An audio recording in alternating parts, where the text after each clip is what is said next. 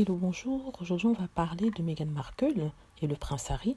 On va parler en fait de leur mariage qui est au devant de la une encore par rapport justement au procès qu'elle a intenté au tabloïd anglais. Donc cette fois-ci, on parle de son mariage afin de déterminer si les journaux avaient menti par rapport aux dépenses qui ont été effectuées pour son mariage. Les journalistes avaient affirmé que c'était le peuple anglais qui avait payé par les taxes le mariage de Meghan et que ça avait coûté dans les 30 millions de dollars. Or, dernièrement, l'équipe de défense de Meghan Markle, les avocats de Meghan Markle ont prouvé que les dépenses effectuées pour son mariage ont été effectuées par le prince Charles. Donc c'est le prince Charles qui a dépensé une grande partie des 30 millions qui ont été alloués à ce mariage-là. Et ce qui a été payé par l'État, en fait, c'est la sécurité pour Meghan et Harry lors de leur mariage, aussi pour contenir la foule qui était autour lors de ce mariage-là.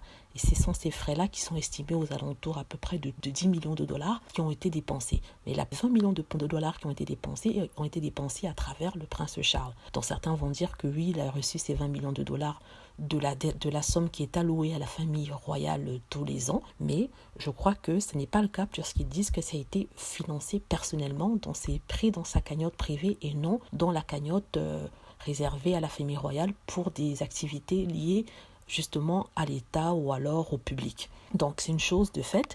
La deuxième partie de ça, c'est aussi le fait que les avocats de Meghan Markle ont avancé que bien que ils aient dépensé 10 millions de dollars pour sa sécurité, l'État a gagné entre 300 millions et 1 milliard de dollars. 300 millions si on parle du tourisme simple, mais si on ajoute encore ce que les magasins ont pu engranger comme profit et aussi tous les sites internet, on parle là de 1 milliard, sinon plus. Donc vous voyez en fait les détracteurs de Meghan Markle qui parlaient, qui l'accusaient d'avoir fait dépenser des sommes extraordinaires à leur État ou à leurs taxpayers, comme il dit, à leurs contribuables, ils sont faux et ce n'est pas correct. Le contribuable n'a dépensé que 10 millions et ça ne vient pas directement du contribuable lui-même. Le reste a été dépensé personnellement par le prince Charles, sachant que, comme je l'ai dit tout à l'heure, ça a rapporté près de 1,5 milliard à l'économie anglaise. Donc les détracteurs de Meghan Markle pourront enfin avoir ça dans leur face, dans leur figure, pour ne pas être mal élevés. Et les fans de Meghan Markle peuvent se réjouir et leur dire ça à chaque fois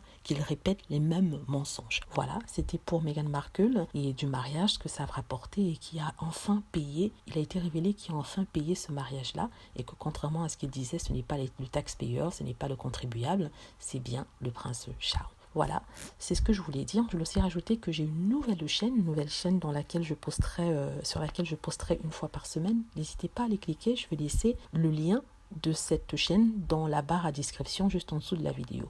Merci d'aller vous abonner. J'espère que vous avez aimé la vidéo. N'hésitez pas à cliquer sur like si c'est le cas, à vous abonner pour plus de vidéos et aussi à laisser des commentaires et à cliquer sur la petite cloche pour être averti lorsque je poste une nouvelle vidéo. Merci.